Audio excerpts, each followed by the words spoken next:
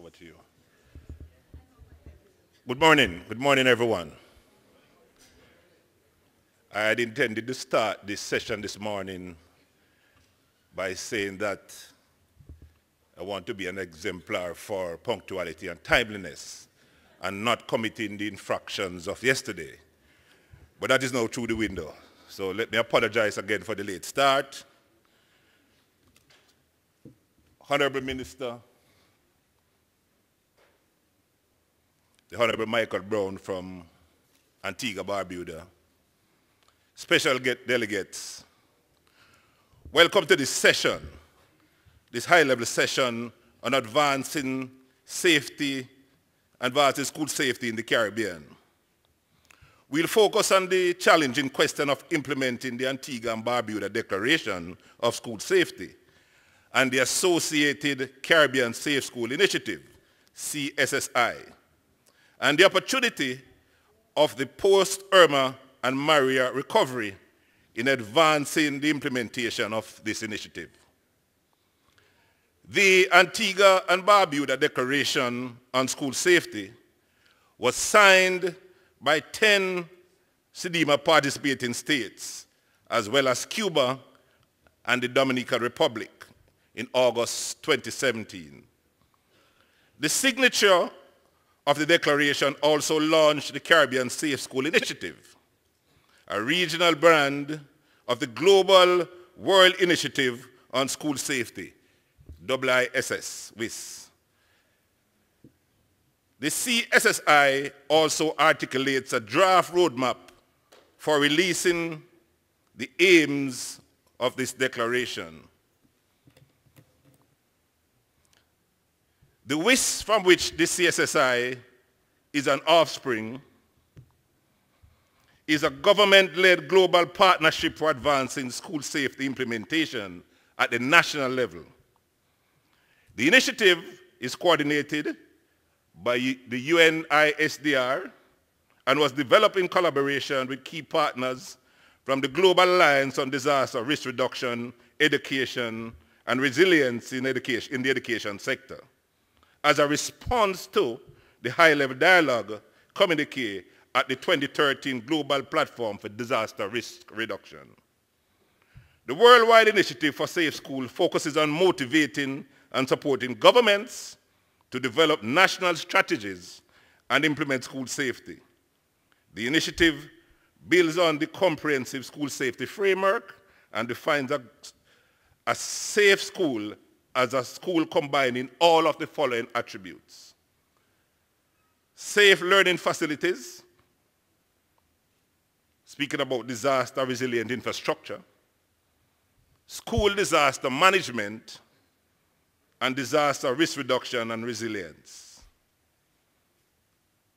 Ladies and gentlemen, we in the Caribbean, we have our special brand, which includes the Model Safe School Project, and of course, the Jamaica Safe School Project being implemented by the government of Jamaica and the World Bank.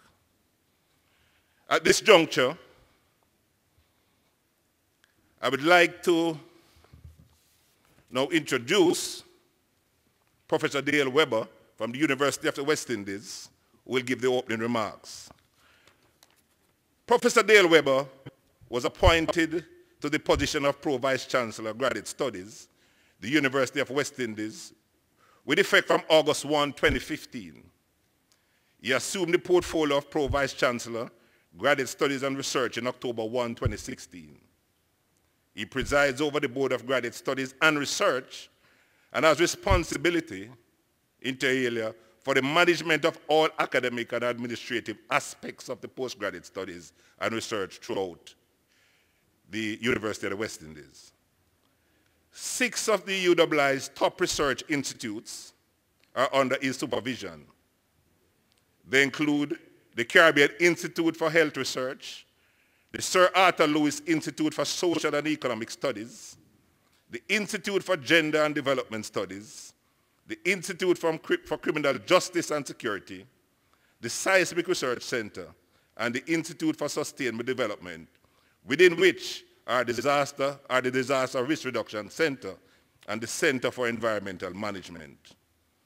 Professor Weber is a coastal ecologist, not a coastal geologist as was indicated in a previous session yesterday. Coastal ecologist, that's correct, Dave? And an environmentalist at heart.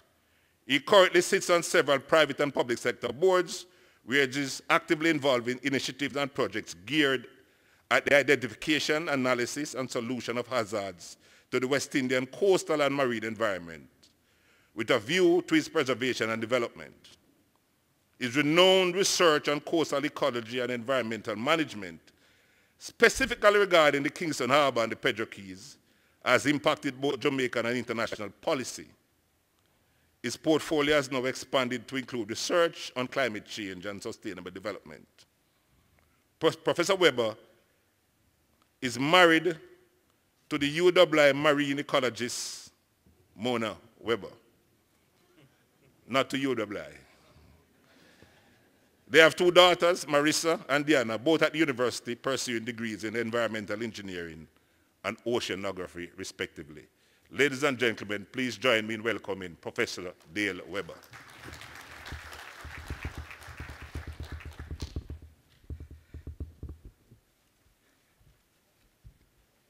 Master of Ceremonies to Newville, who I thought was my friend. Honorable Minister Brown, who I know is my friend. Members of the platform party, delegates, distinguished ladies and gentlemen, good morning to you all. As Larry just said, I am Mona-centric. I live at Mona, I work at Mona, I married Mona, but that has its own benefits.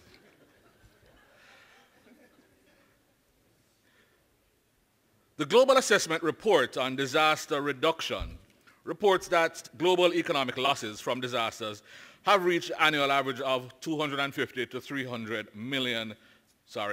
billion US dollars.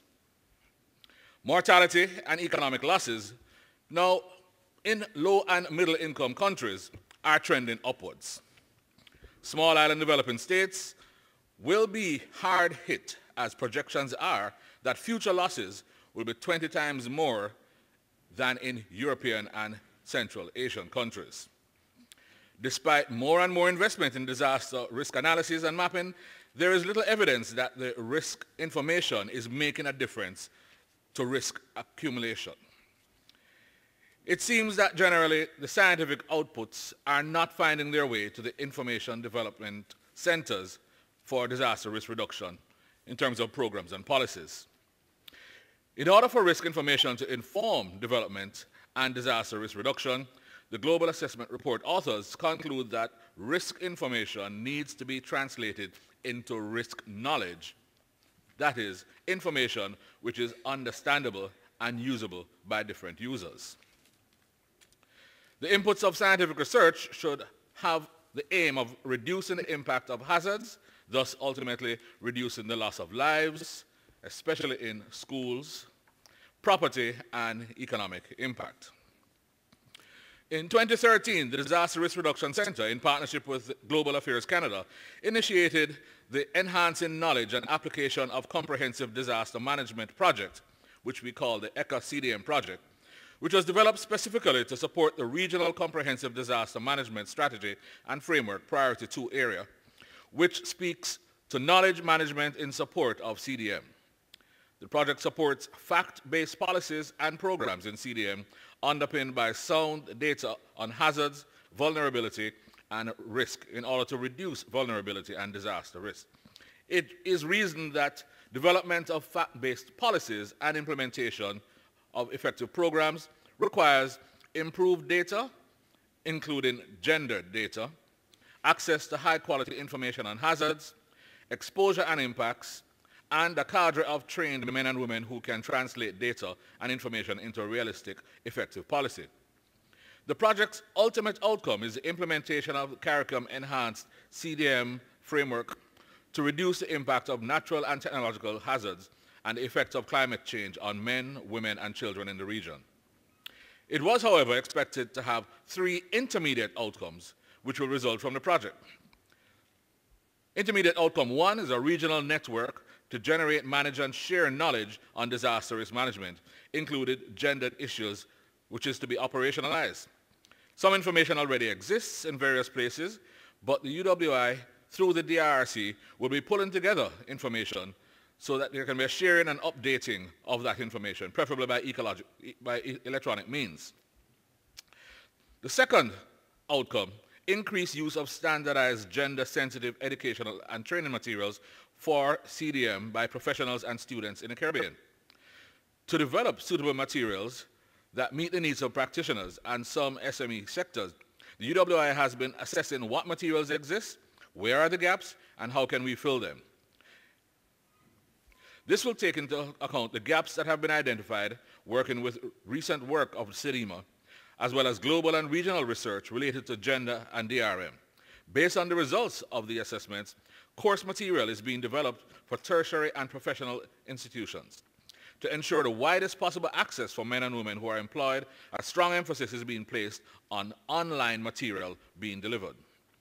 And the third outcome, effective mechanism for gender-sensitive, fact-based policy and decision-making on CDM to be mainstreamed into key economic sectors and small and medium enterprises. The main products will be designed to meet the needs of identified in earlier stages of the project, and the product will include data policy guidelines.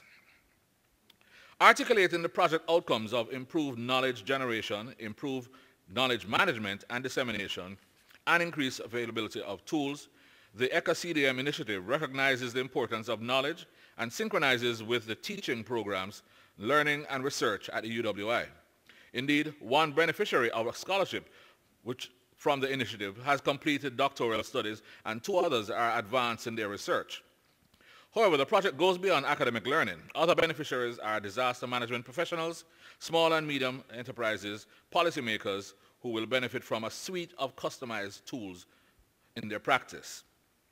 Online courses being produced will form the basis of one of the MSc programs now being delivered by the University of West Indies in the Natural Resource Management program.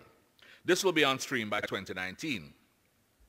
The concept of delivering online is something the university has done for a while through its single virtual university space, now enhanced by the Office for Online Learning, which is a new division within the Vice Chancellery. Under Professor Stafford Griffith, who some of you would have known from his previous work within CXC, the Office for Online Learning has its main responsibilities as leading the online program from all the campuses of the university. The successful implementation of the course material of the ECA-CDM project is expected to result ultimately in reduced impact of natural and technological disasters and the effects of climate change on men, women, and children in the Caribbean region. This ultimate outcome is in harmony not only with CDM's ultimate outcome of safer and more resilient CDMA participating states, but is also in keeping with the UWI's philosophy of supporting the sustainable development of Caribbean states.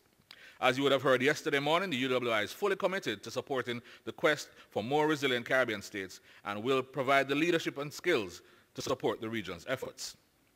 One of today's sessions, in fact, examines the interface between science policy and practice, successful science policy practice nexus in a prerequisite for application of evidence-based approaches necessary for reducing risk and building resilience. Finally, tomorrow, December 6th, the UWI will be hosting a day-long training session on Carib EVIS, the earthquake risk estimation software developed by the ECA-CDM project with the Seismic Research Center. A few spots are still available for interested persons who would like to participate. If you would like to, you can contact Tenique Heslop or Elvis Nurse or David Smith, all of who I think are here. Can you wave so they can find you? I think we have 6 spots left if you would like to participate, but you must come with enough GIS to make it work for you. Finally, the Disaster Risk Reduction Center within the UWI is pleased to partner with the Global Affairs Canada in sponsoring a part of today's sessions, and I look forward to what we will unearth today and wish you an informative and thought-provoking day. And thank you. Thank you very much, Professor Dale Weber. And he has clearly articulated the responsibility that the ECA-CDM and the University of the West Indies community has in collecting the relevant sets of data, and of course to train personnel so that new knowledge can be created and disseminated to be able to solve some of the problems that are associated with the human-induced climate change and the problems that we have with these catastrophic phenomena that are affecting the region at this time. We want to move it right along, and I would like now to use the opportunity to introduce Mr. Aloy Kamiragi, who is from the UNICEF, and they are one of the session sponsors. Mr. Kamiragi is from the UNICEF office in the Caribbean, and at this point in time, he's a medical doctor by training. He's from Burundi, and at this point in time, I'd like to just invite him to the platform.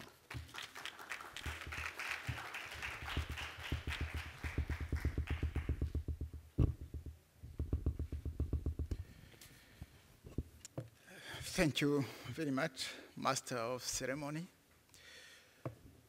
honorable ministers, distinguished delegates, ladies and gentlemen. Good morning.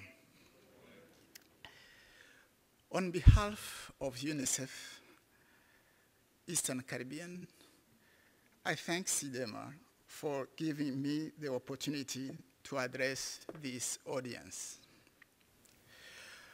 I will use the 5 minutes allocated to my remarks in conveying 2 messages. Firstly, to recall the known, the obvious, on why Caribbean countries and territories should invest on the Safe School program as part of the resilience agenda. Secondly, to suggest how to measure the overall performance in rolling out the Safe School program.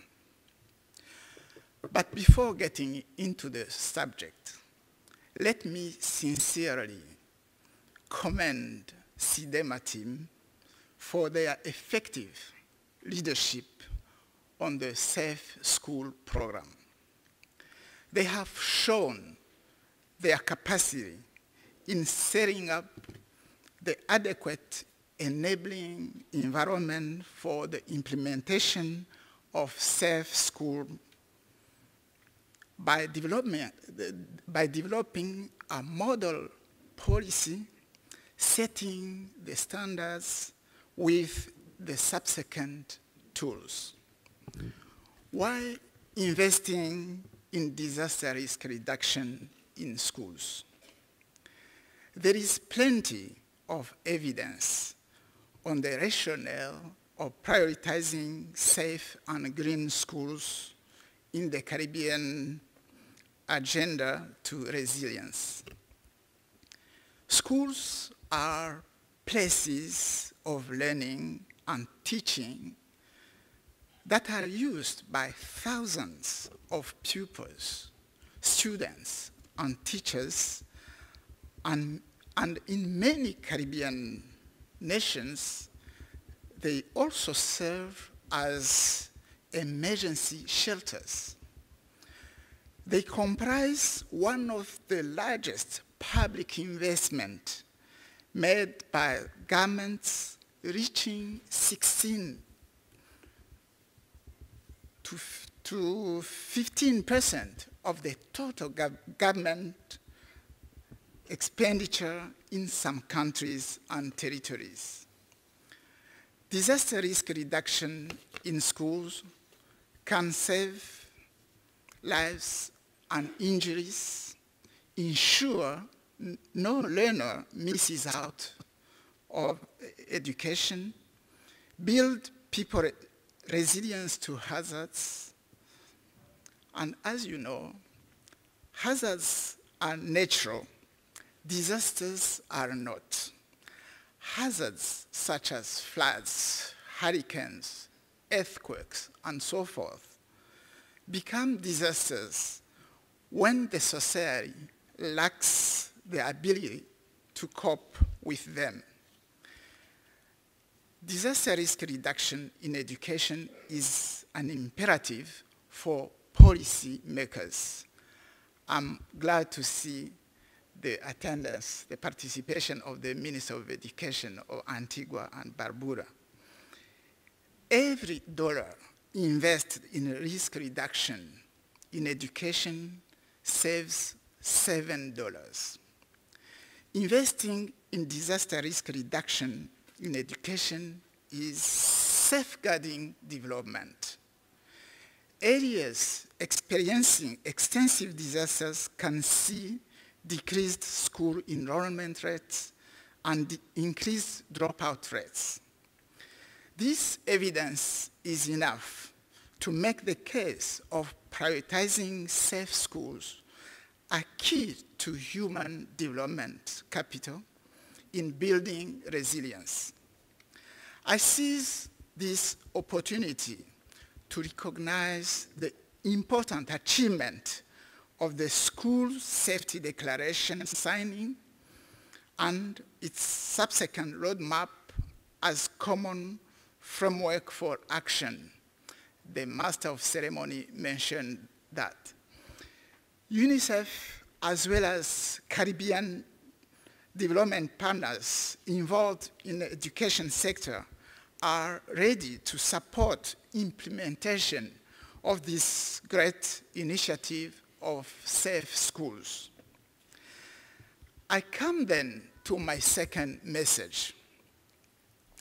One of the panelists yesterday reminded us about the programming principle of result-based management, including the need of clarity of the monitoring and evaluation framework for any program to be rolled out as part of the resilience agenda in the Caribbean region. With respect to the program of safe schools, Caribbean countries and territories may consider to assess their overall performance through two critical indicators. First, the formal adoption of a national policy on safe schools. Second, the proportion of schools certified safe. Realistic targets should be established and performance tracked against them on an annual basis. Then, I assume that during the next CDEMA conferences, countries and territories will be proud in reporting concretely with concrete results on ground on the progress done in terms of rolling out this critical program on safe schools. Thank you for your attention.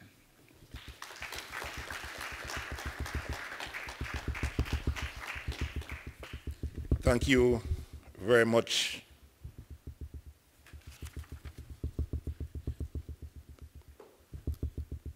All right, thank you very much, Aloy. And just to advise that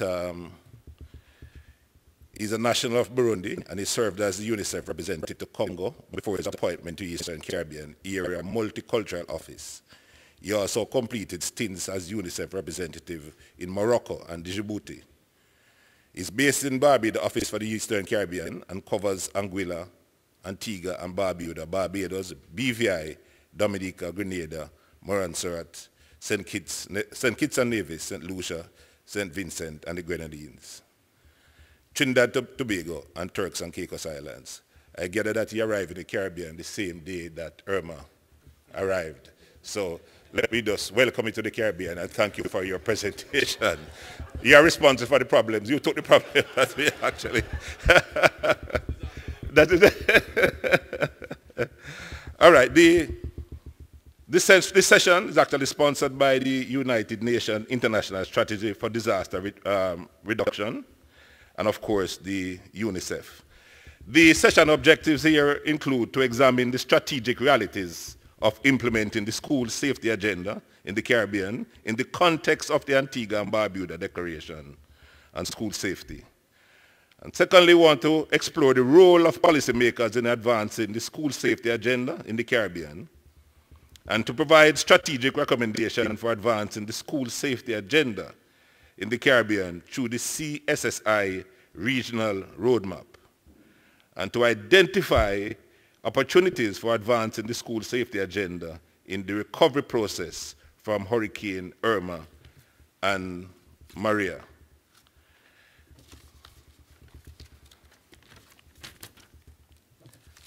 So moving right along in the program, I want to use the opportunity now to introduce to you the rest of the panel, including the Honorable Minister Michael Brown, Minister of Education from Antigua Barbuda. Also on the platform, we have Mr. Phil Johnson and Mr. trying to get your name, Unai Sakona, and of course, Rashalata St. Louis from the Civil Defense Commission in Guyana, and you're representing the youth. Our next speaker, ladies and gentlemen, is the Honorable Mr. Michael Sherwin Harris Brown. He was born at the Halberton Hospital in St. John's, Antigua.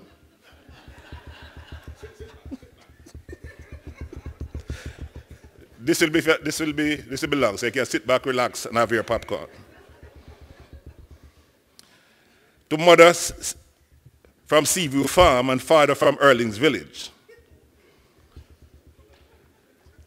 After completing a dual bachelor's degree at the University of the West Indies at Mona, with the help of the Board of Education scholarship, Brown turned down an invitation to immediately undertake graduate studies in international relations at the St. Augustine campus of University of West Indies.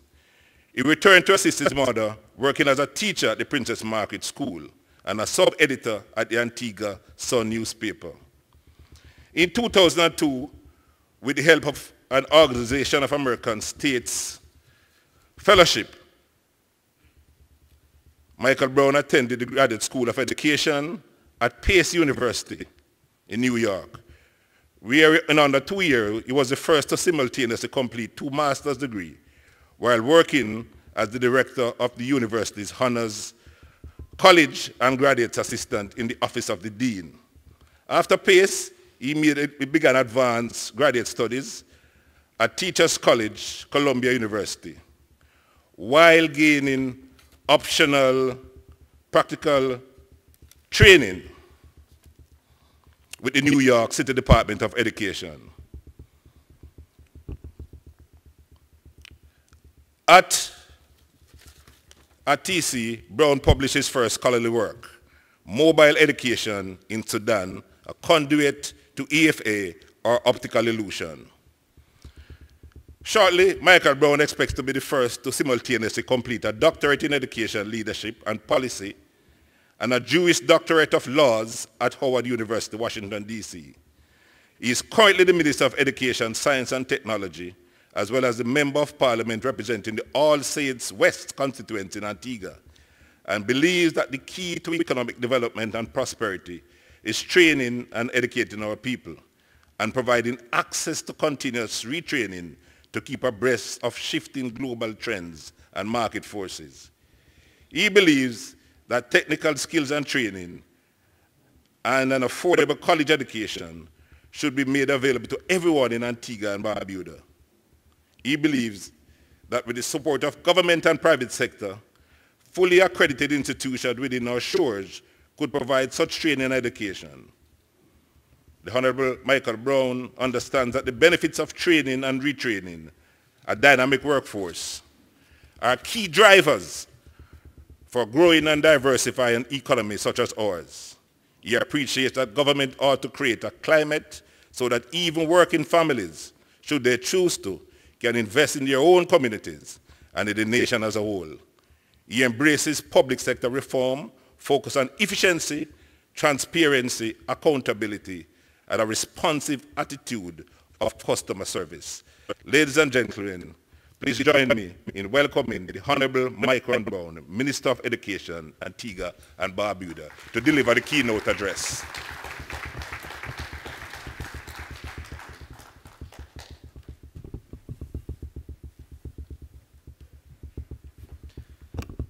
Good morning, everybody. I must say that one of my first classes in law school for orientation, the professor told us to take out our computers, Google ourselves. And after you Google yourself, make sure that everything you see, that you're comfortable with it. And if you're not comfortable with it, your first assignment is to write the organization that's responsible for the information and demand that they take it down, or else you're going to sue them. I think when I started hearing just now about Michael Sherwin Brown, I looked at my colleague minister, primarily because Sherwin is my middle name that I keep so secretive. So I thought it was an inside job. And then when he said Halberton Hospital, I looked twice at my colleague minister. And then when he went on, I said, it's my website. Members of the platform, very distinguished. And I must pause and I say, oftentimes you might be in a situation and you look at the topic and you look at the audience and you try and wonder why you're here. I feel that way now. I'm wondering, why am I here? So members of the platform, the sponsors, other colleague ministers, my colleague minister from Antigua, Minister Samantha Marshall, distinguished guests, ladies and gentlemen. I will be brief, and I think somebody said to me yesterday, I saw them in Miami, and they said, Minister, I realize whenever you talk, you never refer to a script. And you're usually very long. I said, today, because our flight came in so late, I'll be very short. Now, the topic of which we speak of, and I will say, is there a roving mic that I can, a mic that I can move with? No?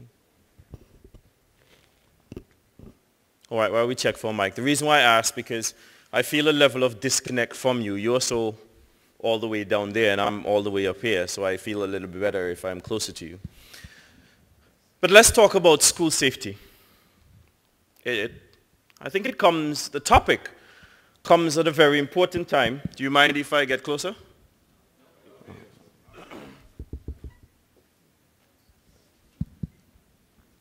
All right, this is a little bit better. The topic of school safety now comes at a most pressing time. Why? Because Mother Nature has taken on a life of her own, and she has been quite pregnant with a sense of humor that moves beyond us and places us in an emotional state of trepidation. What do I mean by this?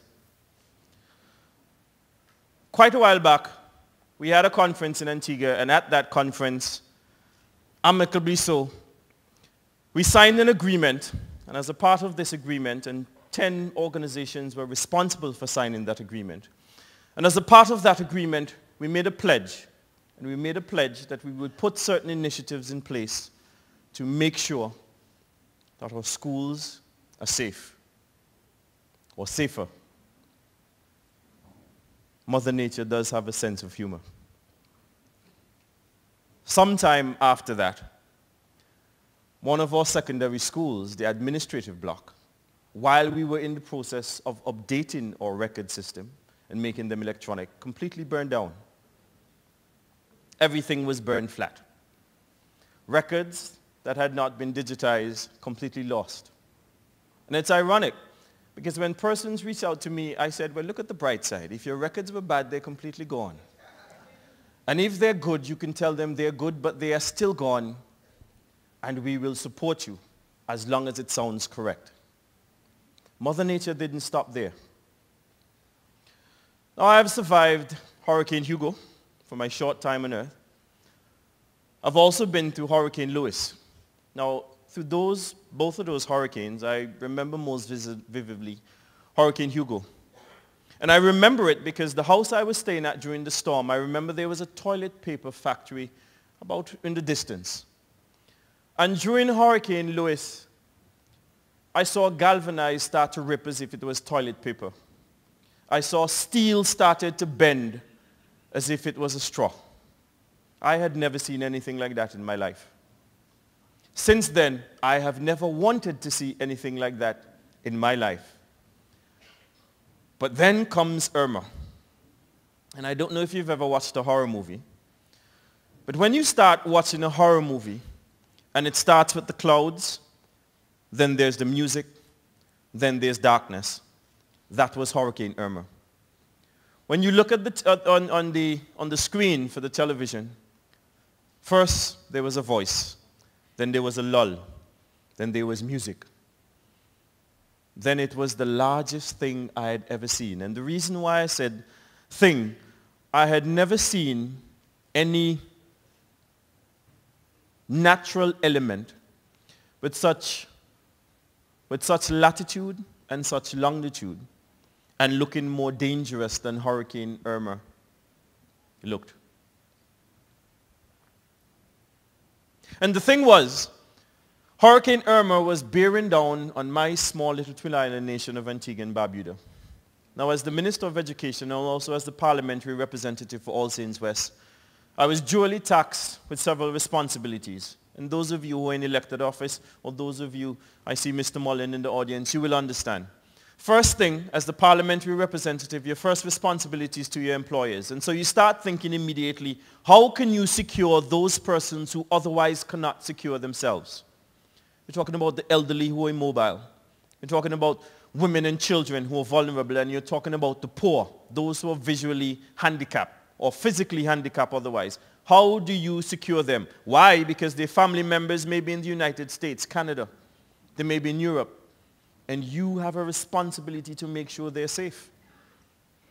Then you start to think of certain challenges. And some challenges include, were these drains sufficiently cleared so that when water starts to run, which direction is it going to go? If there's a flooding, how quickly can you move?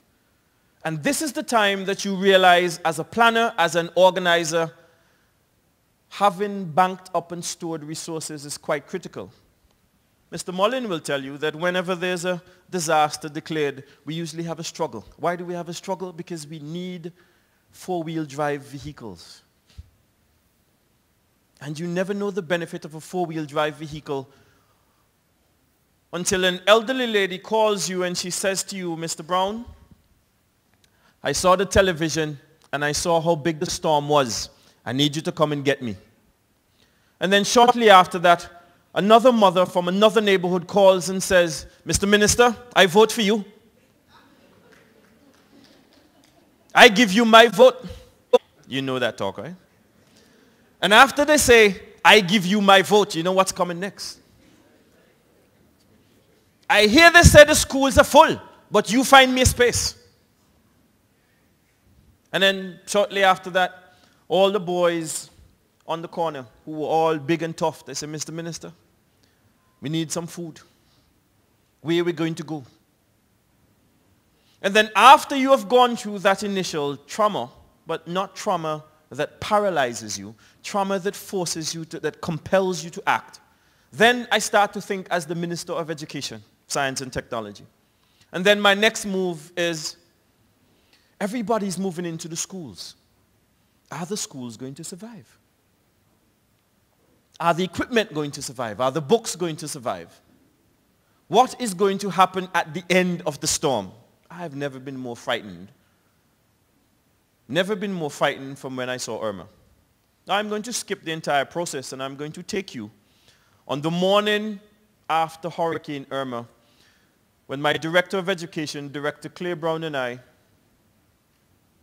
we stole our way onto a helicopter. I don't want you to share it with my fellow colleague minister. We stole our way onto a helicopter. And how we did this, we couldn't get any word out of Barbuda. And in a twin island nation, when you can't hear anything from your sister country, believe you me, you start to think worst case scenario. Our immediate response was, and I remember we had this conversation in cabinet, and our chief medical officer asked, how many body bags are we going to take over? I want you to think about this for a minute. How many body bags are we going to take over? No communication. And our prime minister jumped on a helicopter the evening before and he went over. He shouldn't have. As a matter of fact, it bordered on being a suicide mission. But that's what leadership calls for. So the following day, my director and I are going over, realizing that fortunately and unfortunately, there was only one tragedy. Small youngster, the victim of the storm. And when we got over to Barbuda and the helicopter started to reach the coast, it's something that's best experienced than explained. It was as if Mother Nature, wind and rain got together and they decided to have a drunken fest. And as a part of that drunken fest, I will describe it the way one of my colleague ministers in Barbuda described his experience. And I'll put it in his terms. He said, boy, Mike, that's what we affectionately call each other. He said, Mike, the night I was in the house, me and the madam, and the wind came and it started pulling the door. And when it started pulling the door, I started pulling back the door and we fought like this for about 4 or 5 hours. And the wind wouldn't give up and I wouldn't give up and I had the nails, I had the hammer and I was pounding and every time I pound, that gone. And when I pound something else, that gone. And after a while, I was just weak. I fought with the wind for about 6 hours, then I was weak. She came inside, she mashed up the door. And she took off the roof. Then she just laughed. Then she gone by the neighbor.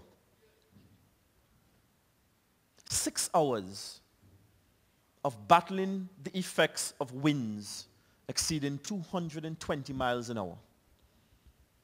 The next time you're driving, just put your hand just a little bit out the window and see how the wind fights you.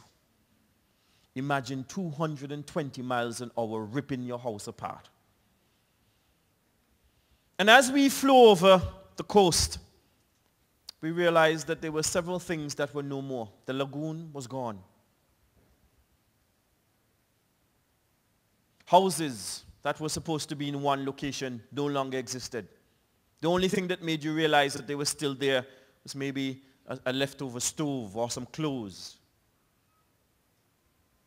At this time, it still didn't hit me, the effect.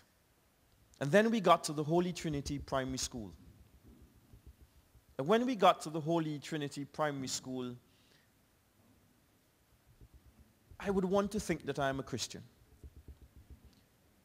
But even as you think yourself a Christian, there are experiences that you go through in your life and you wonder, did the Lord turn his back on me just for a moment? And why I say this, why I ask this question? Because when I walked into the Holy Trinity Primary School, it was as if Mother Nature had played its cruelest joke. Classrooms, wall classrooms got up and went into another classroom. Equipment just went into a corner and sat and decided we're not going to work anymore. One of the greatest ironies, which is when I had to sit down and I couldn't hold back the tears, every single school has a safe room. And in that safe room, whenever you think something is about to happen, because you know your school is going to use as a shelter, that's where you move all the books, you move your equipment, you move records, you move everything. Hurricane Irma had something else to tell us. It broke down all the walls for the safe room, and it broke them down in such a way that they went on the outside, which amazed me because the winds are blowing from the outside, blowing against the walls, but the walls came this way. The best explanation I have gotten is that the winds got inside and started to blow, and everything was gone. All the books, all the laptops, all the computers, everything gone. I immediately realized the enormity of the task from my responsibility as the Minister of Education. Where do we start? What do I tell the people? How do we deal with our teachers? How do we talk to parents?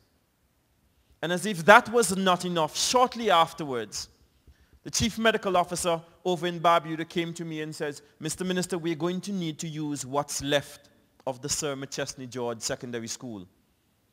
I hadn't fully taken in the fact that our primary school was completely decimated. It was also a shelter. Can you imagine in the middle of the night persons having to run out of a shelter to find shelter? And so we started to talk about the Sir McChesney George Secondary School, and he says, we need to have it right away because we have some serious injuries, and we need to create an operating theater. I can't say no. So we go up to the secondary school, and when we get to the secondary school, there was a classroom block that no longer existed. The only thing that was there to show that the classroom block was ever there was the foundation. Completely gone. And the funny thing is, up to 2 weeks afterwards, we still couldn't find what was left of that foundation, of that block. Another block got up and went and sat next to the library, opened up and just covered the library. So it protected the library. The rooms that were secure, all in all, about 3 blocks were left. Those blocks that were supposedly secure, it was like if somebody went inside, took a fire hose, filled it with leaves and all types of debris, and then sprayed inside the room. So everything inside was completely destroyed. How it got in, I have no idea. So we're dealing with a situation of complete decimation. Now, realizing the gravity of the situation, our first responsibility as a government, facing the fact that Hurricane Jose was bearing down on Barbuda again, we had to move towards complete evacuation of the island. And you know, oftentimes, you will see mass evacuation taking place in other people's country, in other regions of the world. But it's an amazing thing when a C-130 is looking for a place to land, and it can't land, and then the pilot says, let's go back to Antigua. Take me over on a helicopter. I will find solid piece of ground. And so they came back on a helicopter, and he found a dry strip of land, dirt and soil, sand mixed. And the pilot says, I can land here. I don't know how many of you have ever dug out a car, but for the most part, we were engaged in digging out a C-130 or 40 plane. Am I right, Mr. Mullins? C-130? C-130. For the most part, we were engaged in digging out a C-130. Why? The runway was gone, and primarily because several 40-foot containers just got up and walked across the runway and went about another mile or so in the distance to relax, leaving the runway completely decimated. So a pilot, loaned to us by the Venezuelan government, landed a C-130 plane on an open strip of field, dirt and soil. And when the plane landed, obviously it's empty. Now, put yourself in the situation. Imagine when you were coming here and your plane had to land on a football field. This wasn't as nice as a football field. And if you get a chance and you see the video, you will see hundreds of Barbudans just rushing to pour either onto a barge or to pour into a C-130 so they could make it to safety. The plane is loaded, we're ready to go, but the plane is stuck and we can't get it out of the sand. And you rev and you rev and you rev, and then finally you tell everybody, we're going to need some of you to come off, we have to dig out the plane. And we dug out the plane. Now I could tell you, the persons who were flying, the engineers, all the rest, wonderful job. But based on what I have seen, human element alone could not have gotten us out. Human element alone could not have caused the plane to take off on a sand head filled with hundreds of persons, just packed against each other like sardines, and then it takes off and lands safely in Antigua and Barbuda. Now why do I give you this background? Why do I give you this foreplay? The reason why I do that is because I want to place it in context, and I want to drive home the pertinence and relevance of when we talk about safety, school safety, disaster preparedness safety, that it is something that can no longer be considered in isolation by any one entity. The reason why I say this, on becoming the Minister of Education, I immediately realized there were several challenges. One, our schools were overcrowded. Two, dealing with overcrowded schools, we needed to expand as quickly as possible. But I am only getting money from one source, to the Board of Education, to build schools for an education purpose. Whenever disaster is declared, I no longer have control over my schools. All my schools belong to NODS. So I immediately lose control. So how do we start to build schools so our schools essentially function as camps? In the last 3 years, with the support of my government, the Ministry of Education, Science and Technology, we have expanded some 11 schools across Antigua and Barbuda. And at each stage of the expansion, every single building is different. And the reason why every single building is different, because now when you build a school, you quickly realize that you have to build a safe room. Not for things or equipment, but for people. You also realize that you have to build a kitchen. One that's bigger than what's needed for home economics or for home management. But you have to build a kitchen so that if the entire community goes homeless, that kitchen should be equipped and prepared to feed everybody. Why? Because it will happen. You quickly realize that your water source is no longer just for the school, but your water source is for the entire community. So if the builders tell you 60,000 gallons should be enough, look at the immediate community who are going to seek shelter in that school and say, no, we're going to make it at least 200,000 gallons. It's going to cost you more in the long run, but it's going to save you hundreds of thousands of dollars. You start to think to yourself, should we go the extra mile in getting windows that are supposed to be hurricane resistant? Or should we focus on the most economical way and cheapest windows? When you think of your doors, and generally when we buy doors because they protect us from thieves. But what happens when you're in a shelter, you're in your home, and hurricane just comes and just breaks down the door? And I don't know if you've ever seen it, but when the wind comes and it starts to beat the door, it pushes us in and then it pulls it out. So the door goes in, it comes out. Goes in, comes out. Notice the action. It goes in, comes out. Goes in, comes out. Mother Nature is in the process of teaching you a lesson. It wants to let you know, I am going to rip this door off. You have time to run. I tell you, Mother Nature has a sense of humor. And when the door goes in and out, shortly afterwards, the door is just going to take off. And the wind is going to pour in like an angry man or an angry woman, and they're going to destroy everything that they have inside. You realize how we can no longer build schools the way we traditionally built schools? We can't. We just built a brand new secondary school in Antigua and Barbuda. And the funny thing is, when we went through the entire design, we weren't thinking about Hurricane Irma, but we were thinking of all the challenges and responsibilities that a school plant has to go through. How can we be more resilient? And I will say, I feel very comfortable in the design and construction of the facility. But in our next construction, there's some things that we have to literally factor in. Designing our classrooms, for instance, they must be done in such a way so that they can become individual occupation units for families. How does this look in practice? When you build a classroom, if it's an open space like this, you can no longer just focus on outlets at the side of the wall. But you need to make sure that within every few square meters, there's an outlet so that if families come and occupy, they can totally just ward off that particular area and they can occupy it and still have their own electricity generation source. We also quickly realize that when we build our classrooms, oftentimes, how many of us we think of putting a drain in the classroom? You ever think of drains in classrooms?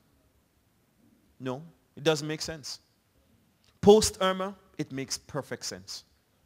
Why? Because when we went over to Barbuda, and there was a classroom, and the water was just coming through. And when I pushed the door, I realized the water had accumulated inside about a foot and a half.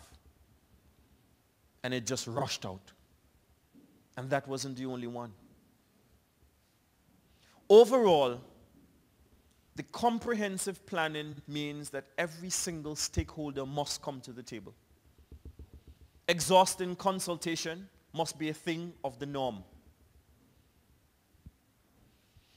The Ministry of Environment, they must come, because the reality is, sometimes when I look at the environmentalist projections, I'd be the first to say, as a member of parliament, I say, wait, they're trying to kill investment? But when environmentalists say certain things like, there's a reason why we shouldn't build over here, or there's a reason why we shouldn't build here, it makes it more relevant and pertinent. Why? Because when you take up the channel or the passage that water usually passes, it will find some way to go. If you don't believe me, go on Facebook and type in YouTube videos, YouTube or Facebook, and type in videos from Dominica. And you will see how water starts to move through the back door, the kitchen door. You know, the kitchen door is usually at the back. And the water moves through, and then it takes the whole house. It's important that we also factor in how energy is going to be provided. Primarily because when energy is not there, when electricity goes, everything goes down. Water supply goes. And when water supply goes, we start to think of all the possibilities for dangers that we possibly could face within such a disaster. So as Minister of Education, not only does it fall on my ministry to think about the curriculum, but we must get integrally involved in the design, the construction, the maintenance, and the administration of the physical plant for the schools. There's a reason why I've spent so much time on the physical plans for the school. People can always be trained, and they can be trained last minute. People will always adapt, and they can adapt last minute. How do I know? There is no training on earth that could have prepared anyone for the arrival of Hurricane Irma. None. However, fundamental training and knowledge that you would have had before equips you to be able to adapt in a situation like Hurricane Irma. The next hurricane in another country will not be the same. The factors will be different. The precision of the response will be completely different. What is unique is the training that will be had. Another component which I think of equal importance is the investment in human personnel. I can't emphasize that enough. The investment in human personnel. And the reason why I say the investment in human personnel, and I'm not talking about academic credentials, I'm not talking about how many years of study that you have done. I'm merely talking about the ability to use knowledge to understand circumstances, and by understanding these circumstances, putting in place mechanisms so that you and persons around you can survive. And survival takes many forms. Survival includes what you're going to eat, what you're going to drink, but also survival includes counseling. And why would I say it includes counseling? Because shortly after we brought the Barbudan teachers and the entire population of Barbuda to Antigua, we had a meeting with all the teachers because we wanted to figure out how quickly we can open back up the schools.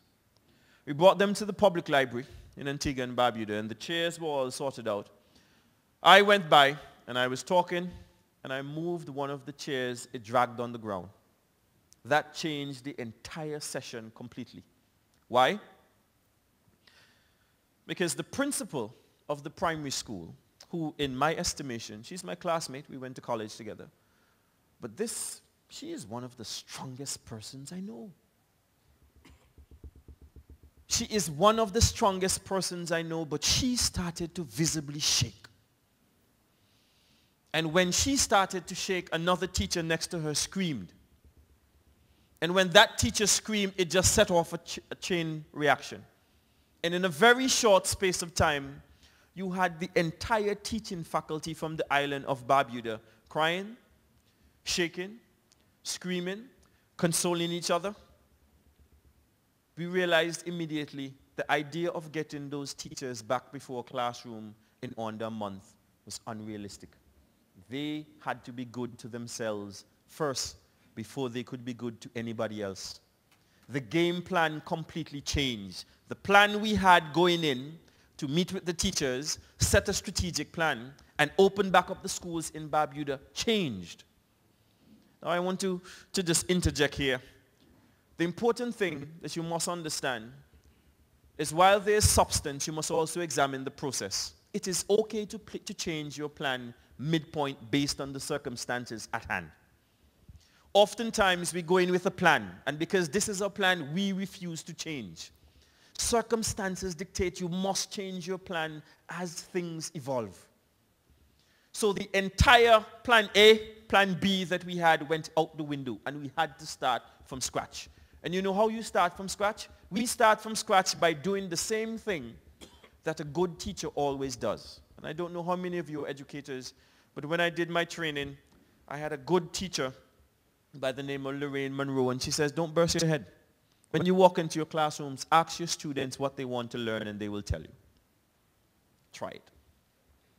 Ask your students what they want to learn, and they will tell you. Why? Because kids, learners, know more than us what they want to take in.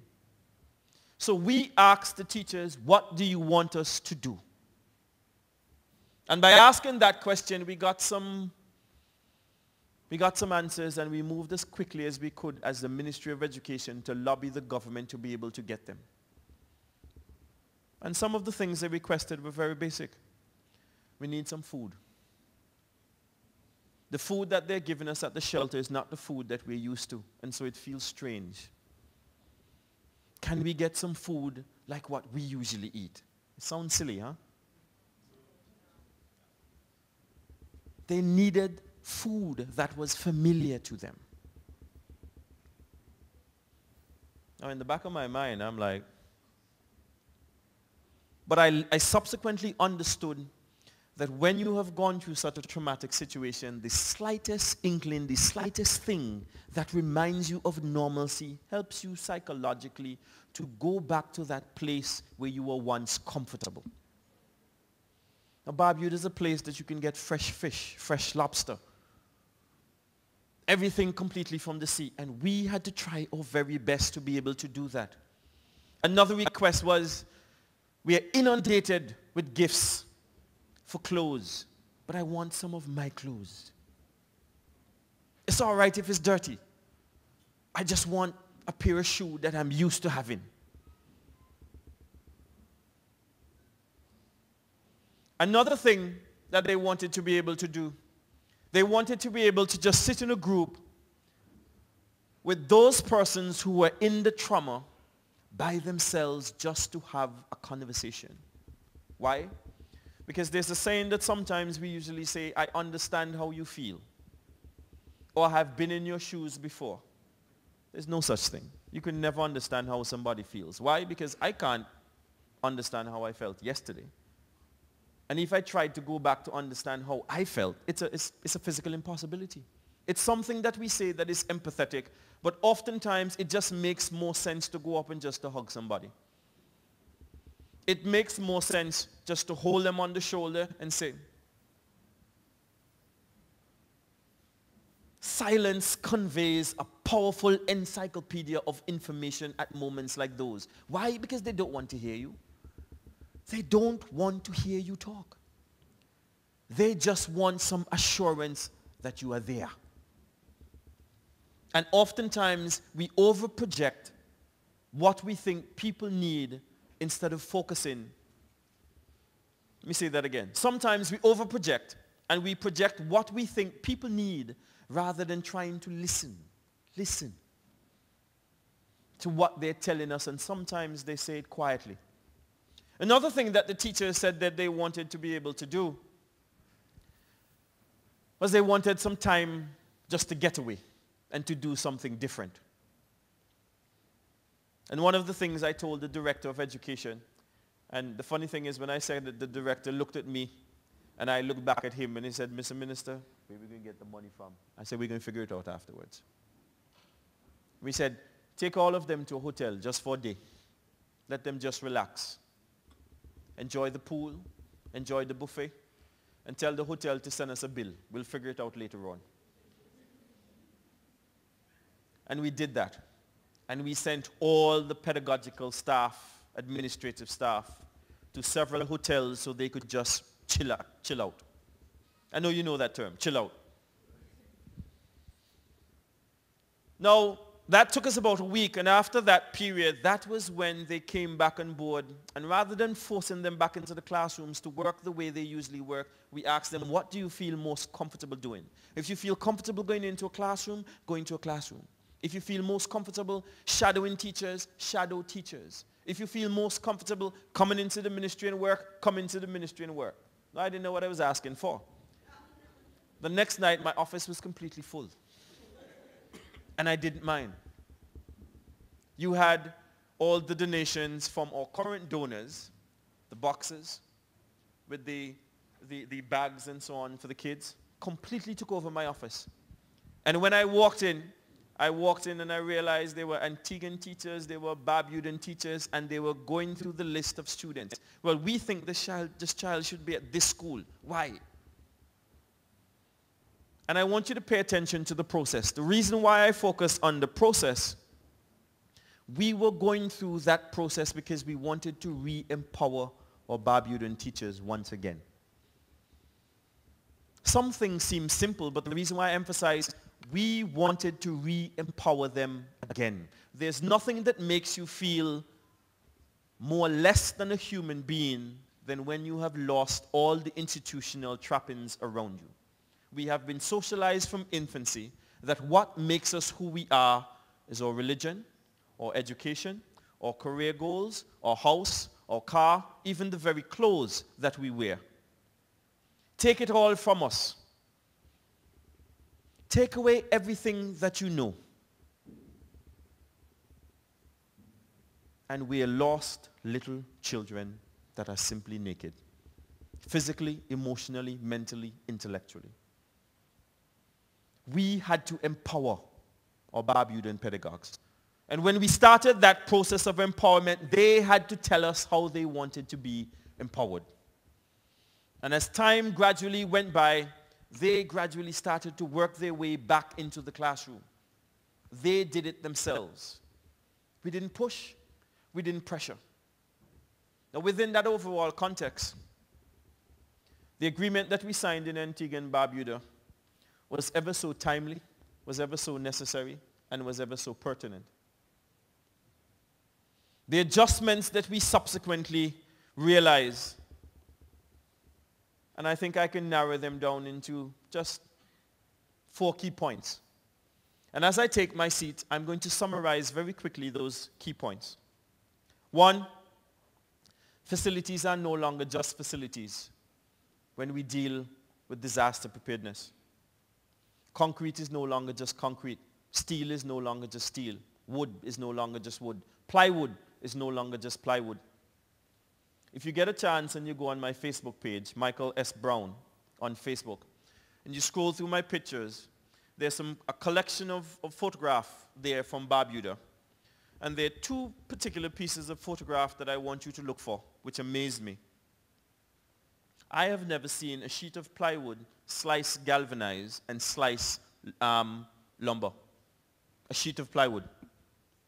When you go through those photographs, you're going to see 2. 1, there was a plank. You help me out, you know better. You know the 2x4s. Am I right? The rafters, yes, the 2x4 rafters. Now, 2x4 rafters had broken off, and they themselves become missiles.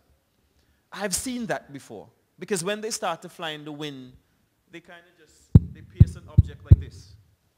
What I had never seen was a sheet of plywood. Imagine this television flying like a saucer, and it slices the steel, slices the concrete, and goes all the way through. I had never seen that in my life. I'm telling you about it, but I want you to go on my Facebook page and see the evidence. And so when we think about building, we have to go the extra mile to make sure that the facilities and structures that we build are not only strong. Because previously in Antigua and Barbuda, we built to withstand, is it 200 and, Mr. Mullin, help me, how much? Okay. Previously in Antigua and Barbuda, the law said that we built to withstand 150 miles an hour. But what do you do when you have a hurricane 220 miles an hour? You realize the cost of construction and building in Antigua and Barbuda has just astronomically exploded. You realize all our hurricane shelters can no longer, in its truest sense, be classified as hurricane shelters. Because we now have to raise the building standards to accommodate, in any reasonable sense, at least 240 miles an hour. Why? Because Irma taught us a lesson. Be ye ever so high, Mother Nature is higher.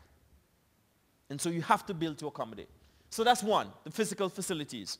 Number two, the investment in human resources and personnel. And the reason why I say the investment in human resources and personnel, no matter how good the facilities are, no facility can function properly without people. And when you invest in people, a part of it is paying attention to not only what they already bring to the table, but their ability to adapt and to evolve in necessary circumstances. Number three, I want you to pay attention to processes and procedures. And the reason why I say pay attention to the process is because various times you would have heard me use examples, but the process continually changed. And when the process changed, and the example is, we had one plan. We had a plan B, we had a plan C. The teachers came and we had to change the plan completely. We engaged the teachers to be able to do certain things, not because we couldn't do it. We could have done it. But we engaged them to do it because it was essential that they themselves become empowered. 4, and I think I will punctuate this. One time I had a meeting with a preacher. And the preacher said to me, Mr. Minister, what's really interesting is that when anybody needs counseling, they come to me as a preacher and they ask me to counsel them. But I have never done studies on the mind. I studied theology. When persons need counseling, they really rightly ought to go to somebody who is engaged in some study of the mind. I say that to say that engaging in that entire process, we realize very, very, very quickly that too often, especially in the Caribbean, we take our psychological and emotional well-being for granted. We often assume, and you know we're men, and in the Caribbean, we're tough. We have broad shoulders. We're strong. We can go through anything. We see people crying. We tell them, suck it up, man. You're too soft. He's not a real man. See all these psychological pressures we put? But what we realize, nothing tall goes so. When you would have gone through situations like those, it doesn't matter how physically tough you are. It doesn't matter what sex you are. You need counseling. You need counseling. When you run out of a hurricane shelter with your only child and you're trying to get to another shelter because that shelter is falling down over you, at the end of it, you need counseling. Not because of the loss, because your safety net is removed and you feel responsible. Persons who criticize you for running and said, well, she was told to move. They tell her to come out the house. If she hadn't, if she killed her child, they need counseling. As a society, when we go through the newspapers and we read certain things and we read the violence in our headlines, next time you get a chance, go through the headlines in the sports department. This sports team massacred that sports team. One football team beheaded the other football team. We're a violent society. Even in sports, we talk about decapitation. In the time of natural disaster, we are no less empathetic. We blame the victims. We blame them because they're too poor. We blame them because they couldn't have built a stronger house. We blame them because their family is overseas. We blame them because they did not spend their pension the way we think they ought to have spent their pension. We blame the victims. And so we need collective counseling to be able to do that. I have not singled out the students for a specific purpose, and I will tell you why now. Because I realize in the time of a natural disaster such as Hurricane Irma, the strongest persons who emerged post the hurricane were not the adults. The strongest persons who emerged were the children. And at the time of a natural disaster, children and youth possess an indomitable reservoir of strength, of adaptability, of knowledge, of foresight, and somehow they just know how to be able to counsel us and let us know that it's going to be okay. Now I know for most of us, because of the fields we hold, because of the professions we have, maybe perhaps because of the offices we occupy, that may be hard to let go. But I challenge you, in a disaster preparedness situation, pay attention to the small circles and see the ones who are smiling and playing. It's the children. And sometimes it's necessary for us to simply just tap into them, and when we tap into them, find out their strengths. Because post-Irma, while the teachers and overall the pedagogues, while they themselves were struck, when you met with the kids, the first response, Mr. Brown, we're going to start school tomorrow. I want to go to this school. I saw it on Facebook. I want to go to this other school because I heard about it on the news. I want to be a part of this sports team. They are the strength of a society, of an institution, of a system, whenever it has fallen apart. And it has to do with their innocence. A lot of it has to do with their innocence. Now, I would have said a lot, and from the amount that I would have said, I want you to construe primarily the 4 points that I focused on. And in construing those 4 points, I want you to see them not as a challenge that are unapproachable, but I want you to engage them as a responsibility. Let's not just say just a responsibility, because I feel responsibility limits it just a little bit. I want us to engage them as a journey. And let me say why I want us to engage them as a journey. As persons responsible for disaster preparedness and management and risk management, oftentimes we may see our role as a destination. We are going to do this, and after we've done this, then that's it. It's the wrong approach. Engaging in this fight, and I call it a fight purposely so, engaging in this fight is a continuous journey of re-engagement, re-examination, and at each stage, an evolution must continuously and continually take place. It is the only how that we can safeguard the lives of our people. It is the only way that we can safeguard our future. I want to thank you for listening to me, and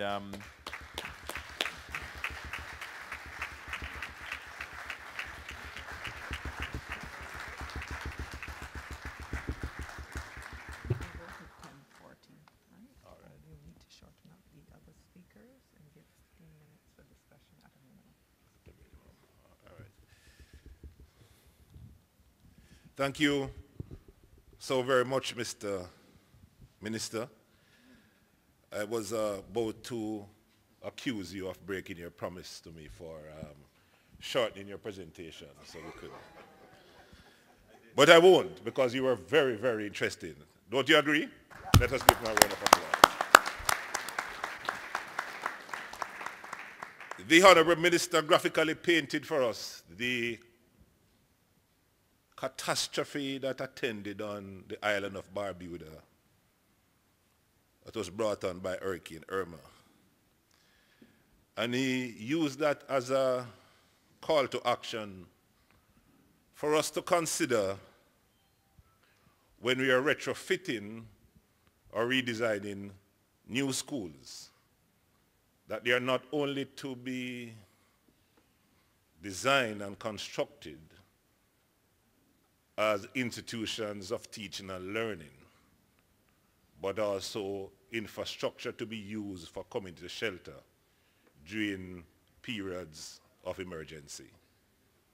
And it means, therefore, our national and local planning authorities must not only, when they are reviewing these plans and permits, to look at them just for their site-specific requirements, but they also ought to begin to look at the appropriateness of the building designs. Mr. Minister, I want to thank you again for sharing. You also spoke of the need for the psychological intervention and counseling. And whilst you were doing so, I was reminded of a quote from a colleague of mine whose autobiography I just read. And it says that sometimes persons appear to be outwardly strong, but they are masking private pain. Everyone is fighting an internal battle the outer world often knows nothing about. We are often not aware of the feelings and emotional expression of sadness, anger, helplessness, guilt, anxiety, loneliness, and fright persons privately endure. Public strength often masks private vulnerability. Many persons, unbeknownst to others, are only managing their difficulty to stay on their feet. Every heart has its own sorrow. Every heavy feels and sits differently. I too concur that coming out of these experiences, there is the requirement for psychological intervention and, of course, counseling. Ladies and gentlemen, we now move to the second segment of this morning's session, which is the panel discussion. I want to now use the opportunity to introduce to you our distinguished panelists.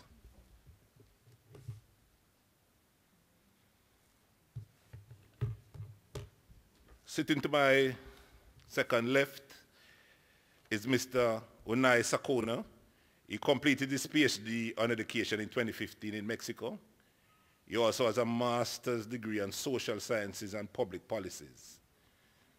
Unai is a national from Spain, but I've been working in Latin America and the Caribbean since 2002, mainly with UNICEF as an education specialist.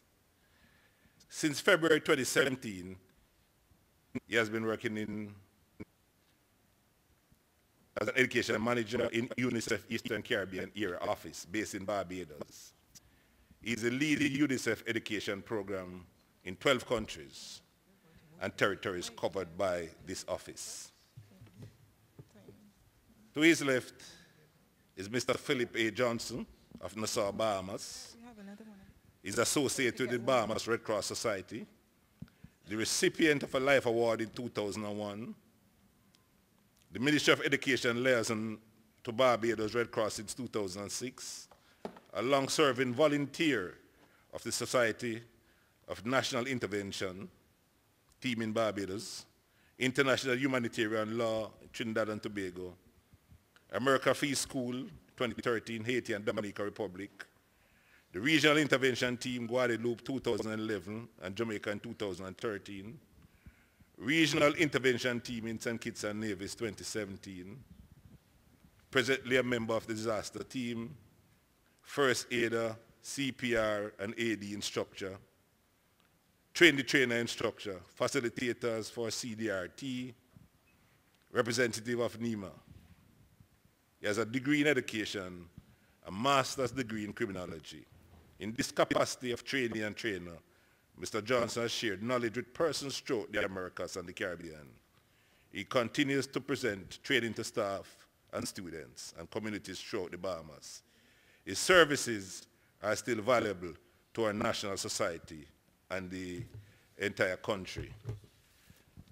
These two gentlemen are joined by the lovely lady to the end of that seat there, and she is Racheletta St. Louis from the Civil Defense Commission and a youth representative to this conference.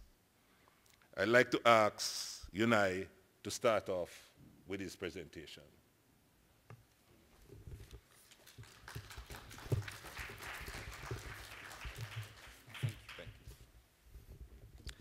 Thank you so much.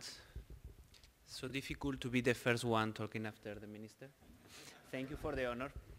So sorry, I don't have his charm and his style. I'm gonna do my best. And actually, the main points I want to discuss today are very aligned with what the minister already said. He shared his experience and his leadership in Antigua and Barbuda. They are fully aligned with this school safety in the Caribbean strategy, the program we want to discuss it today. Oh, thank you. Okay, I will try.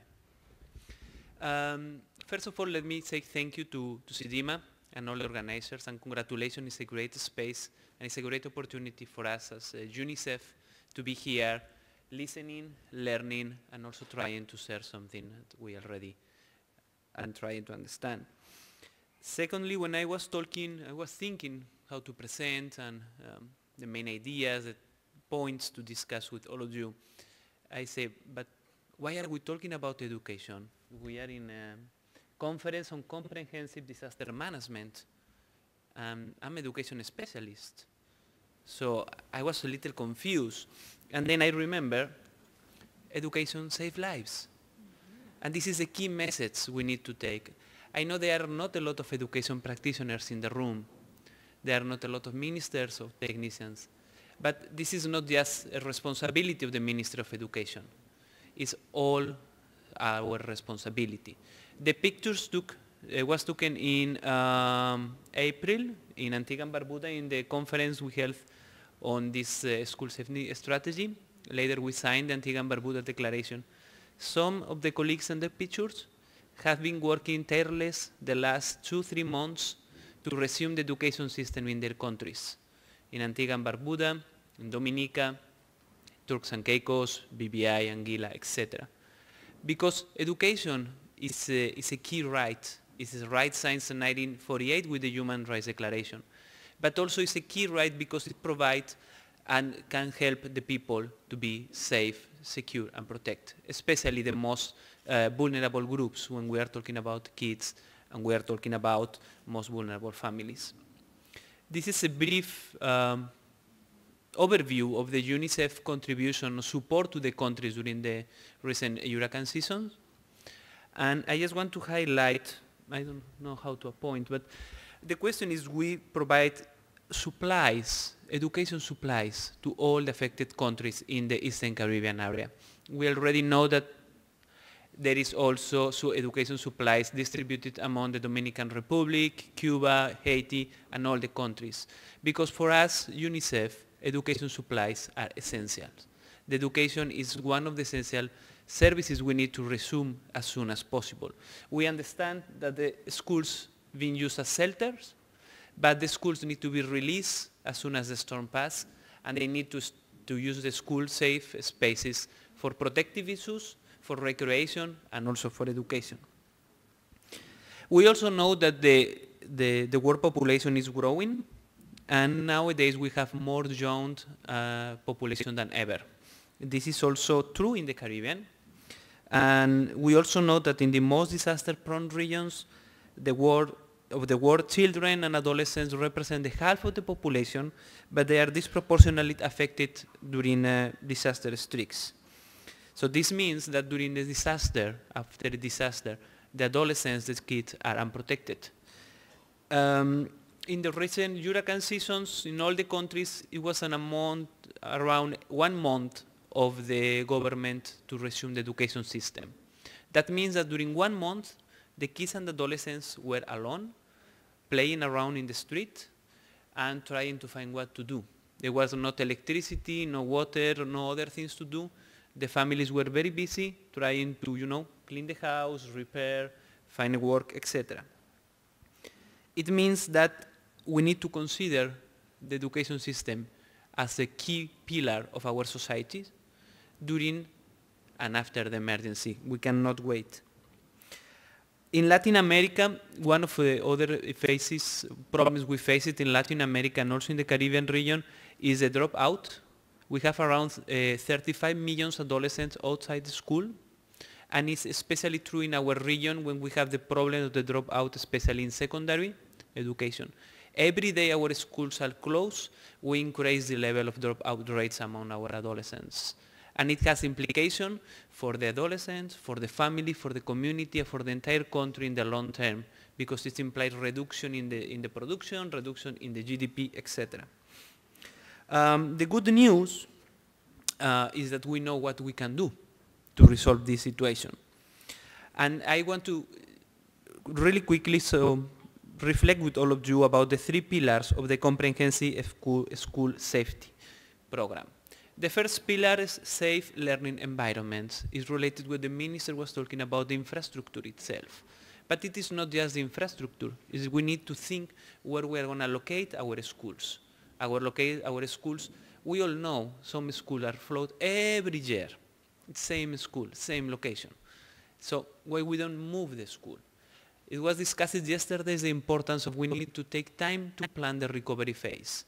We have a golden opportunity to do it better now. So let's gonna think, let's gonna be strategic, let's gonna try to think where we can relocate our schools and how we are gonna construct. Yes, we need also to discuss construction standards, construction codes, school standards. But we need to guarantee the implementation, because sometimes we have amazing standards in our countries, but no one follow up or no one ensure the implementation during the construction process. And we need to include water and sanitation in the construction. Sometimes we just forgot about water and sanitation. The second of the pillars is the school disaster management plans. How we can empower our teachers, our principals, to assess the reality of the schools, the hazards they have, the risks they have. How we can, in the skills and the knowledge lead actors. We have a great opportunity to engage with adolescents, with kids, with families. We need to discuss education continuity plans, standard operation procedures. We cannot be waiting forever until the minister of the PS or the CEO send a note to the teachers. We have a lot of teachers that really want to contribute with the psychosocial support, with the recreational activities, and also with the academic part of the school. But they don't know what to do. They are waiting for instructions. So why we don't discuss all these operation standards and start to adopt it operative at the school level? The third pillar is risk reduction and resilient education. This is related to the review of the education curriculum, the education textbooks, and the materials. We have been talking about education resilience for a while, but it implies a deep change in all our process, in all our curriculum, but also in the textbooks. And of course, we need to work with the teachers. We need to work with the principals, because they should be able to discuss math with the hurricane winds. They should be able to discuss history based on the hurricane history of the region in the way that they can learn, at the same time be protected and learn how to protect themselves. And we need to work in extracurricular and community-based educations. So I need to end here, but I'm going to take one more minute, please, because I want to share with you a couple of examples of what UNICEF is doing, not just in the Eastern Caribbean area, but also in other countries and in other regions. UNICEF is currently chairing the Global Alliance for Disaster Risk Reduction and Resilience in the Education Sector. This is a group of NGOs and UN entities that are discussing how we can mainstream, how we can really include resilience in the school system, in the education system. And we are ready to share with all of you and to go into deeper discussions, because we have example also for small island states in other regions, as for example in the Pacific Islands, the last year after the cyclone Winston, we worked with the Ministry of Education to have a real-time information about the status of the schools that allow the ministry to take the right decisions and how to move and plan all the resume of the education system. Just before I came to the Eastern Caribbean area, I was working in Brazil, just here, and we developed a great project with adolescents in some complex areas of the suburban areas of the cities and also in rural areas to do map of the hazard of the communities. It can be done with cell phones. You upload the picture to the cloud, and they have different software that can say the overview of what is happening around the school. We have the capacity to do it also with Skypes. There are many options we can use to map and to engage the adolescents in the DRR plan at the school level. Finally, I think it's a great opportunity what happened. So it's terrible what happened, but we have the opportunity now to do it better. I'm so happy to be here in the same panel with one of our young people, young delegates, because we really believe in UNICEF with the full participation of adolescents, of young people, we really can change. We really can do the things better. Not just for us, but for them, and not just because it's legal or it's their right, because now it's a moral imperative. This we cannot do anymore. Thank you so much.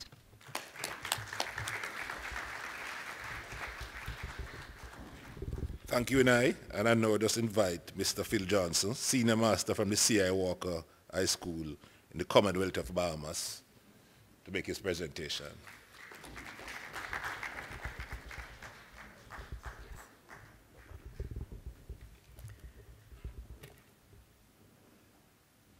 Good morning. My colleagues, professionals, young professionals.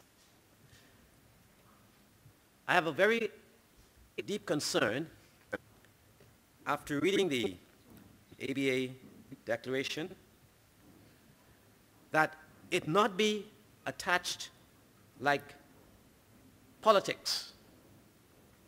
That is to say, very simply, that every so many years we re-elect governments. And if we took, say, school, like we take politics, we will have a major difficulty. And here's what it's all about. The Safe School projection is designed to take care of greater facilities, resilience facilities, to deal with making things better for entire societies. And in so many instances in countries around the Caribbean, we have allowed the change in successive governments to dictate what happens within institutions that should be above and beyond the politics. Too often, great plans have gone to waste. Great ideas in education and other places have gone to waste because we have, as a people, not just in this country, but in the Caribbean, we have allowed politics to determine the continuation of greatness for our societies. Now that is not to knock politicians because they are the policy makers. They are the ones who must put the funds behind the people to make things happen greatly. They must find the natural and the element of resources. But the thing that is of great interest to me in this part of the world is that when we depend heavily on the resourcefulness of everybody else, we lose out on our personal resilience. How do we as a people, country to country, determine the greatness of safety in the school system, withstanding the fact that curriculum overpowers everything? Very few parts of the world, in this part of our world, is indicative of the fact that the curriculum is inclusive of disaster. I've been fortunate enough to teach a number of schools. And in doing so, whatever subject matter it is, like we do integrated reading, reading in the content area, well, I put disaster in the content area. I plug it in every so often. And once I plug it in, I found that the children who I taught many years ago, they joined the disaster forces. And they became the power that be. They became the ones who eventually took great ideas further. Why? Because they understood their risks. Disaster risk reduction, safe school processes are of great value to all of us. Each of us can sit here in the audience and identify with the stories of our dear Minister of Education, Brown, and he exemplified very easily what we would have experienced. And as he shared his experience, each of you sat there and you thought about your personal experience, likewise, how it could have joined with his own or was totally different. Yet still, you also thought about the ideas that came along with the process. In the plan to deliver and have safe schools in the countries around the Caribbean and to implement and have it join in as a national and regional basis comes the idea that each individual child is of great value. Not just because they have the concept of how to deal with disaster because we are responsible for children. No, because they have an innocence about them that allow the children to express exactly what they feel. We as adults, on the other hand, in safe school processes, we hold back on what we should not hold back on. A child's innocence is so of great value. Yet still, at the end of it all, do we listen to the children and their viewpoints? Do we garner from kids, young people, what is important at the policy level? We have to go through the process, ladies and gentlemen, young people, whereby we make this thing so valuable that at the end of the day, the input or the impetus for safe school has great bearing on what the children produce. Ask the child what is valuable. They will tell you. Ask the teacher. They will tell you something different, the curriculum. Ask the examiners. They will tell you something different. Now, ask the old lady and the young men who are on the blocks, and they will give you another point of opinion. It says, safe school is the place where perhaps they can sell their drugs. No. Safe school is a place where perhaps kids go for refuge, where they can stand by safely from home and other places where they've been abused. Yes. I will say this much to you. Listen carefully that at the end of the day, every single piece of valuable information shared at this conference, disaster, risk, management, resilience, we speak about terms and we speak at a point whereby a younger person, a younger generation, depleted from the process, causes an imbalance to exist. I want you to understand one thing about this. In the next minute, share that if we're going to explore, if we're going to go through the process of identifying and put up resilience and risk reduction and disaster and safe schools, we must open our minds to understand that each country in the Caribbean, an adaptation and adoption of programs has to then refine and then reproduce. You say, put the process in place whereby each child, each institution, each country now has the contribution to make for the development and the growth of disaster risk reduction. Building bigger and better schools is one thing. Building minds that will eventually develop into the greatness of societies is of a different nature. In this country, we've put together a number of things. And I can tell you this much infantily, that whenever you're working, and I will repeat it, in isolation with risk management, risk reduction, and if you work in isolation, you can get very little done.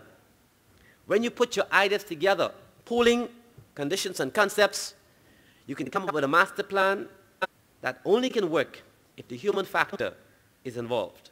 And that human factor is not just the financial aspect of it, but it's the contribution made by each voice that has a small opinion to make a difference.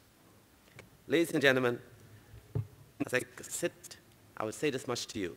Thank you for being in the Bahamas. Thank you for bringing SEDIMA to this point whereby values are being expressed so that we can get to the bottom of reducing the risk of Irma, Maria, and whoever else comes this way. Thank you very much.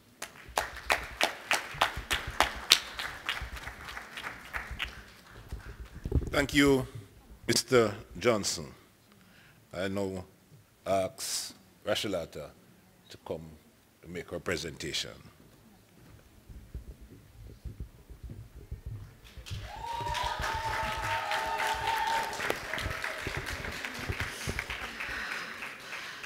Good day, everyone. I'm nervous and cold, but we'll get through this. Caribbean School Safety Initiative, CSSI, Advancing School Safety in the Caribbean. I'm just going to do a brief introduction and get straight to the point since we're pressed for time.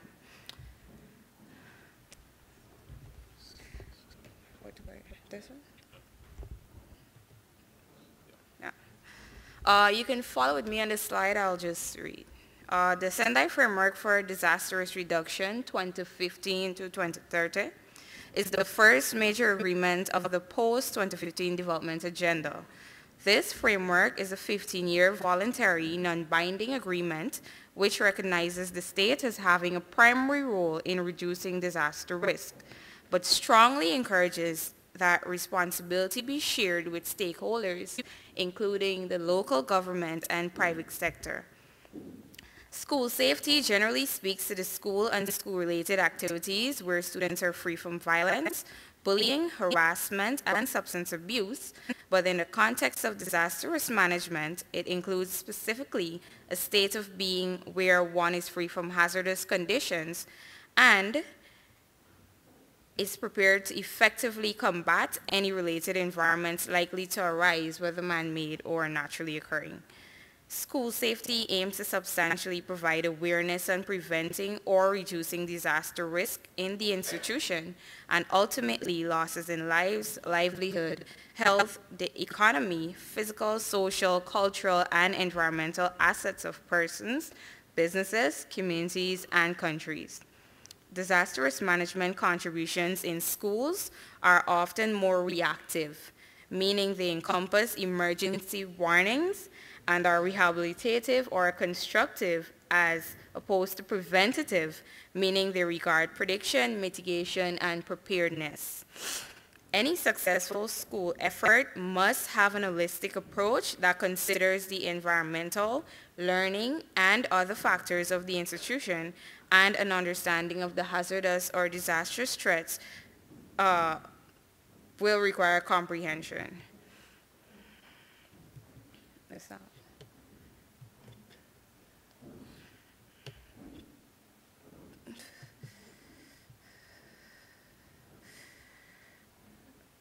Strategies. Youth involvement in school safety is most likely to occur when encouraged before reaching the stage of adolescence. It's for this reason that nations like Guyana have undertaken to sensitize even the toddlers in pre-K and those at the nursery level about basic practical undertakings in hazardous situations that can be recognized through observations, through the creation of a toddler-friendly interactive video that are usually aired repeatedly in the classroom. However, at the youth level, 15 to 24, just in case some people don't know, strategies may be employed through vessels such as volunteerism, science, technology, engineering, arts, and mathematical programs, system, the establishment of clubs, the undertaking of youth leadership and preparedness seminars, also through professional training workshops, and at the minimum, community collaboration, whether among schools or between schools and governmental organizations.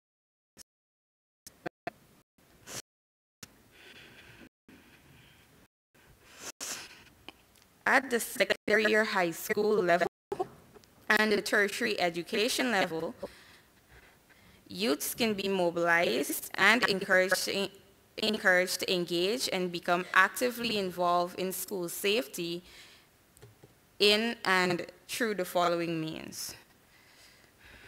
By forming and petitioning for youth council bodies to make annual submissions to policymakers regarding becoming involved in the process, even if it's just at the consultative stages, to ensure that their likely mode of assistance or concerns are heard or implemented. By undertaking youth parliamentary style debates that discuss matters ranging from, for example, the infrastructural to health implications of lack of school safety mechanisms. By engaging in town hall panel sessions with community leaders and possible areas for collaboration between the school and the wider community to ensure safety in and out of school zones. By the formation of environmental clubs that primarily function to edify, raise awareness, and mobilize committees of student action, actors willing to volunteer their time or to create and encourage smart school safety practices. By undertaking youth leadership seminars where there's a merging of knowledge and practical skills through which extracurricular points can be attained. By offering professional workshops that can aid their upward mobility with regard to temporary employment through internship cycles at agencies that deal directly with school safety like the ambulance or hospital and the police and fire departments. By placing STEAM, science through areas like geology and geography, technology through digital media activities, engineering through robotic camps, arts through theater, music, and painting, mathematics through computer programming, or using mathematical models to predict the behavior of microorganisms, and not just STEM, at the forefront of the school's curriculum. By facilitating more digital and creative competition in schools to aid in raising awareness. By allowing draft proposals and policies for submission to and through the Ministry of Youth to the requisite bodies that may be even converted into a bill and be tabled before the House Assembly. Providing scholarship or financial support for professional studies to be undertaken in fields such as environmental science, forestry regulation, geography, urban environmental law, agricultural by establishing communication calls and periodic drills and talks with emergency agency officials like the fire and police department representatives, by regulating access to certain parts of the school building, by redesigning emergency procedures to cater for persons with disability where lacking, by improving the water and sanitation standards of school institutions, by having students produce infomercials to raise awareness, which was really effective in Guyana, and by attending conventions, conferences, and regional or international outreaches like this one. I'd just like to leave you with this quote that I made up this morning. Youths are the present with a chance at the future. I do not believe the youths are the future. We're here now to learn, to be molded, to be corrected, and to be given a chance. Let's manage, mobilize, and mentor our greatest resource. Thank you.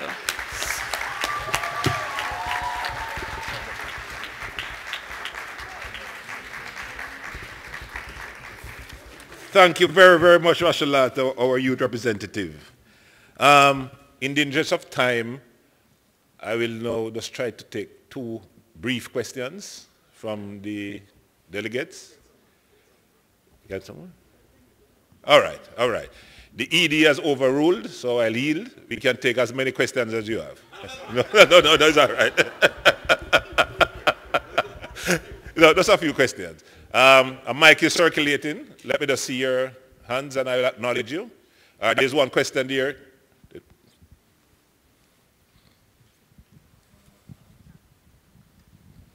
Good morning. Actually, it's not really a question, it's a comment. Let me first congratulate all the panelists. I noticed when you're talking about school safety, there is a tendency to focus on hydrometeorological hazard, hurricane, which really is, they are more frequent in the Caribbean, but we also need to consider geophysical hazard. And I think when we're talking about school safety, it should be a multi-hazard approach. You would notice, for example, the catastrophic earthquake that happened in Haiti in 2010. So the focus, although, should be on the more frequent hazard, hydrometeorological hazard, but also keep in mind that it should be multi-hazard approach. Thank you. Thank you, Yves. Anyone from the panel want to respond or to other further comment? No, that's fine. All right, thank you very much, Yves. Any other comments or questions? Yes, Frankie. Yeah, there's a mic there, yeah. If Minister Brown would permit me. Minister, years ago, teachers were very often shelter wardens. And I think many teachers took it simply as part of the way the world worked. In your experience now, and I don't know if drawing on the Antigua Barbuda experience, Fillmore is sitting pretty close to me. From the Antigua Barbuda's perspective, do teachers take this role as shelter wardens now the way that teachers in the past took it as just the way life is and part of our further contribution to national welfare and overall development?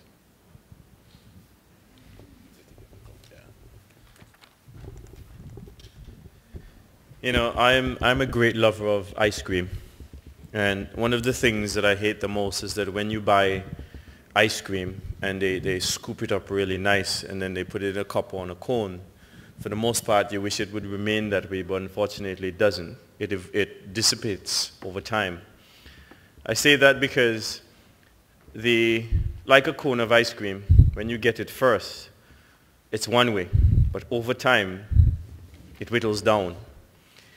Regretfully, I would say that the role of the teacher has evolved so much to undertake so many different comprehensive needs of students that I think for the most part the disaster management component may not be there. Primarily, previously in our region and our history, the community raised the child. So the extended family, the church, very involved. Today, we suffer the consequences of children having children. And so now more and more you have, teachers have evolved to be the mother, the father, the uncle, the counselor. So many things dealing specifically with only just that one child that I think the responsibility overall genuinely requires a new space, a new type of training. And I think, just touching quickly on the comment from my brother, I anticipate from Haiti. I remember right after the earthquake, I was one of the pedagogical specialists that was assigned to be, that was based in Havana, dealing with the psychological issues. But I think overall, it requires a new type of thinking, requires a new type of training. And I don't know how many union specialists are in the room, but it also requires a new type of financial base to compensate persons for the responsibilities that they'll be taxed with. Thank you, Minister Brown. Any other question or comment? Going once? Yes. Yes, good morning. I think it's still morning still. To Honorable Brown. We talked about making our infrastructures for schools more resilient, right? And we emphasize that when an emergency enacted, that you are no longer in charge of your school, if I'm correct in what you said. So we say now we have to build our school infrastructures to be more resilient to hurricanes, and we design our construction codes to what we call category 3. now that we're going to redesign our construction codes across the region in the near future to category 5, don't you see that it's needed to integrate more departments into the education system to redesign and get the funding from those areas to be resilient and still have a better school and have more education that way? So my question is the talk in the near future about interacting all the departments that are going to use your facility to get the funding we need to get our schools and our safety shelters up to that level? Thank you. Well, I think the thing speaks for itself, and I say that because my colleague minister, the Honorable Samantha Marshall, and myself, and one of the things that I told the organizers, a Wednesday in Antigua and Barbuda for a minister of government is more sacred, because Wednesday is a cabinet. And when you miss cabinet, you miss on the opportunity of sitting at a table to be able to access the lion's resources for which is necessary to do our programs. In Bahamas right now, within this room, you have 2 members of cabinet that are currently missing cabinet meetings in Antigua and Barbuda because we recognize the urgency and importance. And if you go back to my talk, there were points where I emphasized that no one entity can solve the problem. It's environment, it's the community, it's the church, it's nods. It's the entire entity which must come together. One of the reasons why in our most recent secondary school we built a kitchen that could literally feed maybe about 500 persons at one meal preparation process is not because we think we need to feed the students, but it's because we recognize that at some point that community that's close by may need to operationalize that facility. And so we have planned that in advance. I think overall, to be fair though, everything takes time. And I think the fact that that this conference is taking place, the fact that the dialogue would have already begun, primarily because when you look at the history of institutions and the funding sources that goes towards different departments, different ministries, it takes a matter of time, and this is where policy becomes important. It takes time for the key stakeholders to understand and appreciate that my resources are not just my resources, but my resources becomes our resources in a larger melting pot for the greater good. And that's what we have done in Antigua, and I dare say we're not the only ones.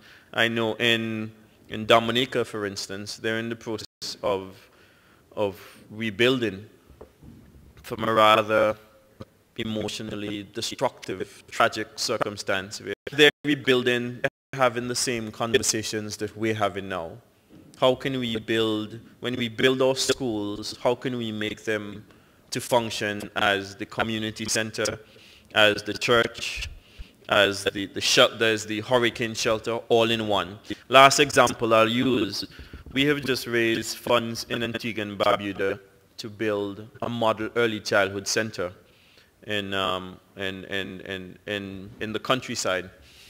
And this model early childhood center, despite the name, will be a community center, a hurricane shelter, a clinic, a preschool, and a model early childhood center with a bunker at the basement, just in case, with a cistern that's enough to be able to take care of maybe about 6,000 or 7,000 people for several months.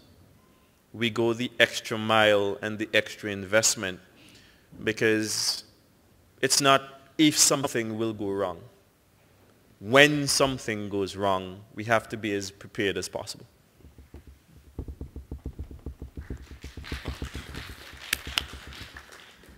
All right, Edie, with your permission, I'll just conclude this question and answer section and invite you to the platform to make some presentations.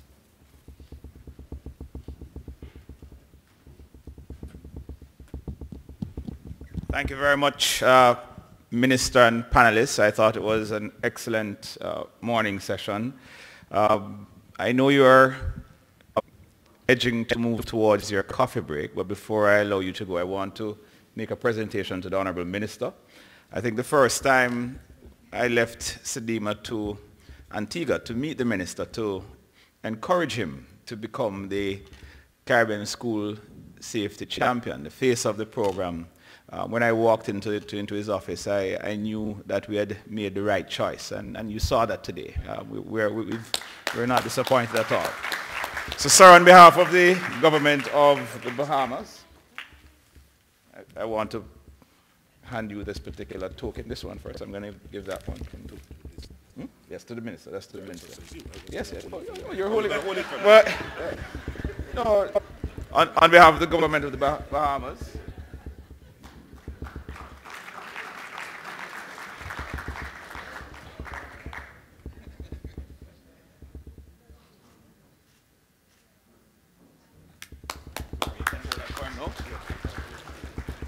and then this one is a token of appreciation on behalf of Sedima. And I hope that you will keep this on your desk and you will remember Sedima and become a continued advocate, not just for school safety, but for the broader CDM resilience building agenda.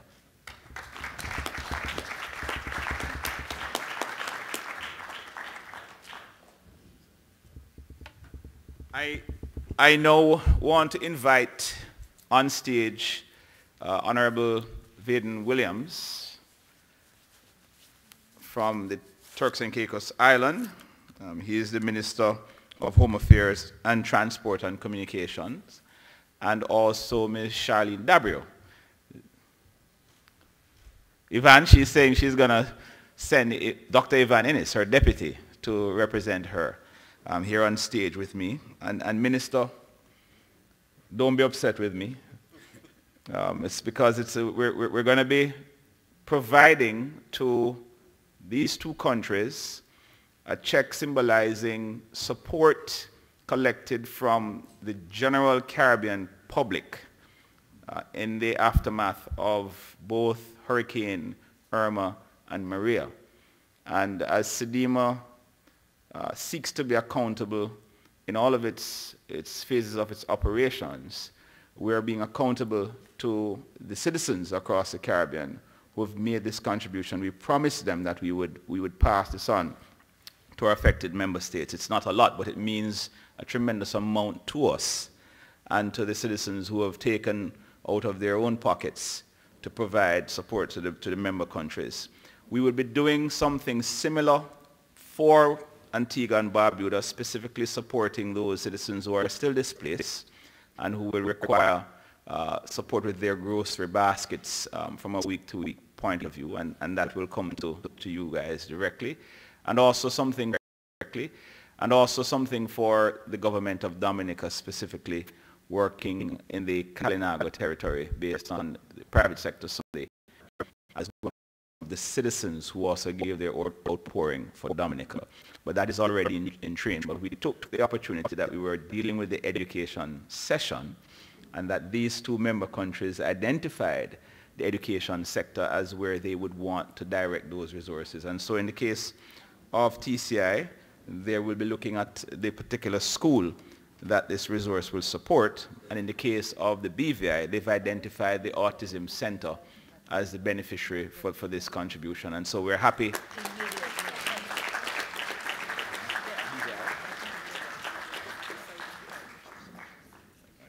So first, I'm going to BVI, a check for $70,000 US.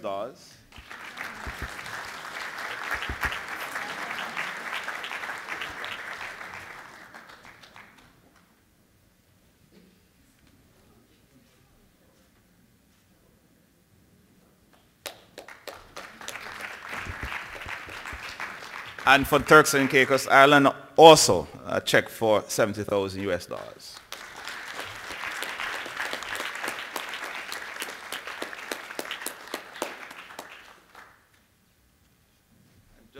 Just to say that our public, to Sedima in particular, we raise in excess of $400,000 US from donations from the public, which we are passing on to our member states. And I think that should be commended and encouraged. We thank you and we look forward to continued partnership with the citizens across our region.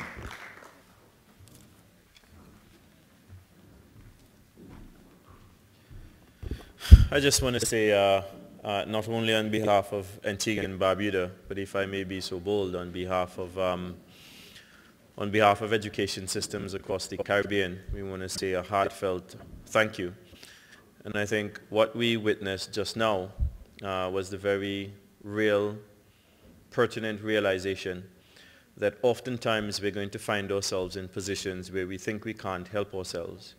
But at that critical moment is when we really need to go the extra mile to be able to help others.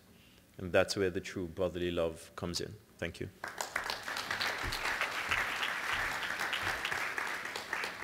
So as I bring this session to a close, let me just use this opportunity to thank all the speakers who participated this morning. Professor Dale Weber, Mr. Dr. Loy Kamaraji, Honorable Minister of Education, Michael Brown, Mr. Phil Johnson, Unai Sakona, and Rashulata St. Louis. I want to thank them very, very much. I want to thank you also, the delegates, for making this session very interactive and very interesting. I want to also invite you now to participate in the symbolic signing and recommitment to the Caribbean Safe School Initiative by affixing your signature to the signing wall that you see mounted inside the lobby. So as you depart for your coffee break, I will invite you to ensure that you return inside this room at 11:20 for the start of the next session. Whilst you're on coffee break, please now participate in the symbolic signing and recommitment to the CSSI by signing the wall that you see affixed in the lobby. Thank you very much, everybody. Thank you very much, delegates. Thank you all speakers. And have a wonderful rest of the day.